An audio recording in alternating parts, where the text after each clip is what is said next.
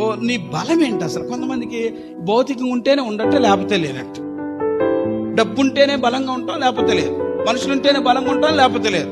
లోక సంబంధమైన ఏదైనా అనుకున్నది జరిగితే బలంగా ఉంటాం, లేకపోతే లేదు. 10 మంది మనుషులు ఉంటే బలంగా ఉంటాం, లేకపోతే లేదు. లేకపోతే ఇంకంతే, పూర్తి డిప్రెషన్కి.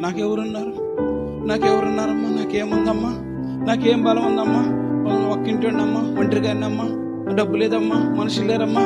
అసలు వీళ్ళు ఎంత నేరసిల్లిపోతారో, ఎంత చచ్చిపోతారు. అది బ్రతికుండే జీవోత్సవాలు. అసలు పౌలు అంటాడు, ఆసియాలో అందరూ నన్ను విడిచిపెట్టారు, ఆయన ప్రభు నా పక్షంగా ఉండి నన్ను బలపరిచాడు. నేను ఎఫెసులో సింహముల నోటి నుంచి తప్పించబడి, ఎఫెసులో మృగములతో పోట్లాడి తిని సింహముల నోటి నుంచి తప్పి ఏం బలం ఉంది? పౌలు చాలా పొట్టుకుంటాడు, బక్కకుంటాడు, ఎంత జబ్బు కండ్లు, ఎన్నో రోగాలు.